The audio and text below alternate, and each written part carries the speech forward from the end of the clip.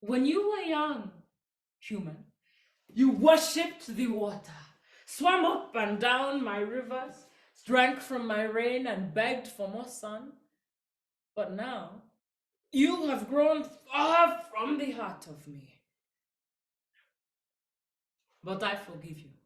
Returning home is like a gust of fresh air.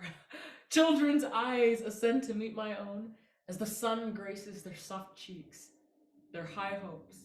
A cascade of pleas for another story. Of the Nkunga Lake. Burst the funeral drums, gobble up the carbon budget, wrap Mother Earth in endless bales of fog, colonize the biosphere, obliterate the atmosphere. Whose task is it to pile up the climate debt, and whose lot is it to be the carbon slave? Matriarchs, like your shoshos, your grandmothers, gather to venerate this sacred place. These placid waters, the people guarded, undisturbed through the ages. Ebony hands, imprint ebony soil. Proof that you and this world are one. But now, as I see this swelled husk where sulfur sizzles the surface, my heart grows heavy with empty weight. Our Nkunga Lake, where did it go? According to climate change researcher Dr. Ashley Consolo, ecological grief is mourning the end of traditions that have been passed down for generations, leaving complex existential questions about who cultures tied to the land are. Last year, when the Intergovernmental Panel on Climate Change released its final report, finally naming colonialism as a historical and ongoing driver of the climate crisis, it evoked a worldwide sense of rage. While we did not start the climate crisis, we disproportionately endure the effects of it. As the descendant of Kenyans and Nigerians, I'm left wondering who I am without a physical connection to my ancestors. Coming to terms with the reality that all that will remain from my ancestral homeland are the stories etched in my mind, evoking an ecological rage from the unnatural death of my ancestors' resting place. So through the poetry, Under African Skies by Sam Illingworth, Return to Being by Nima Basse, Di Baladna by Emita Mahmood, Catching Fire, Part 2 by Eva Noor. A program. Because the erosion of my ancestral lands was not natural. So neither is my grief. The world is on fire! Spiritually, physically, literally. So I turned to my college eco grief group. Blessings! Blessings! Namaste, my fellow star children.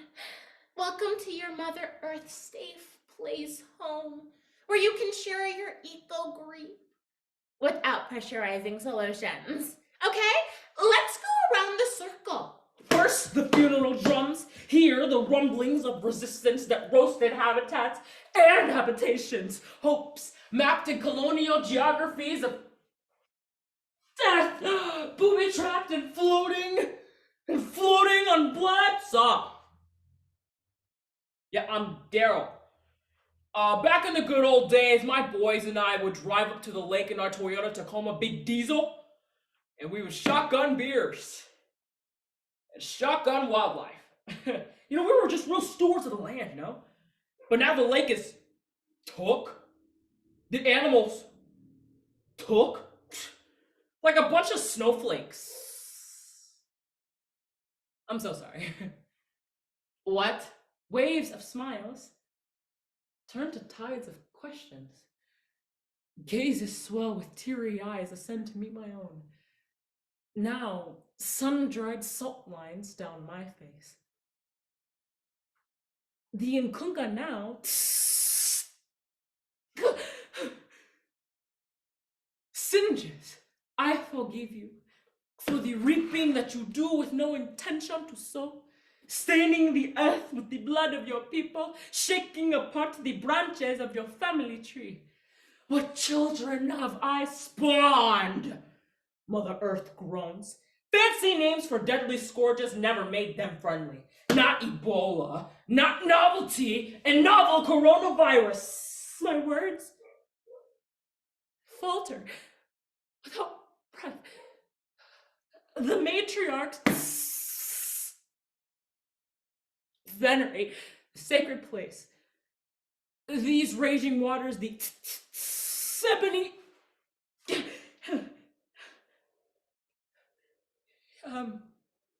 You belong. I wonder if climate anxiety is white people's code for gripping onto their privilege. Hi, I'm Sandy. Yeah, I just came back from my hotel African mission trip, whatever. And when I was there was just a bunch of dead carcasses. And they were dead. Okay, so I poured my Stanley all over their dead bodies. And they didn't come back. So I'm starting Stanleys to the savannah. Feel free to join. Whoa. I wish I was this detached. Returning home has never felt more suffocating for a weary spirit. Its questions with no answers, its tales with no resolutions. The Nkunga is still there, okay? Matriarchs gather to the sacred ebony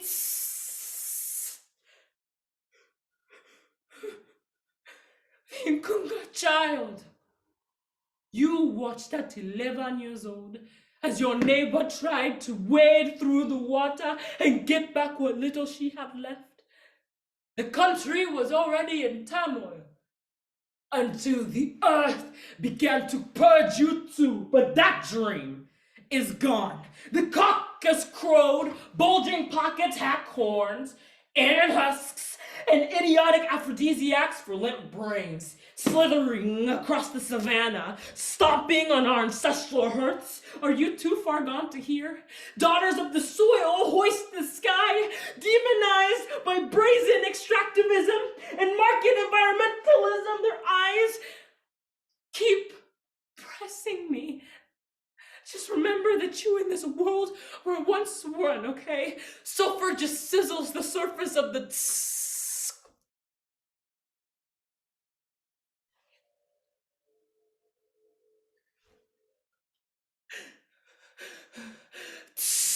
How do you breathe life into what's nothing more than mist, the lumps in the Horn of Africa, the floods of South Sudan, the threat of rain that won't stop or rest, that won't come as the earth splits wide like sun-baked clay. Waters rush, but do not suffocate. The sulfur suffocates the little ones, birthing lifeless fields, shifting towards the mirage of better days.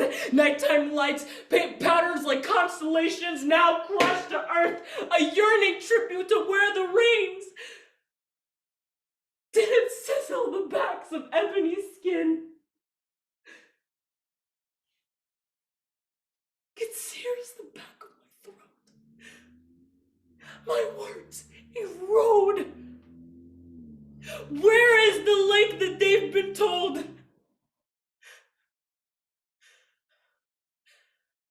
But I say, let the tears flow. Knowing it's the only water clear enough to clear it again. Let your tears flow, knowing they'll become mists. Fresh air for a weary spirit.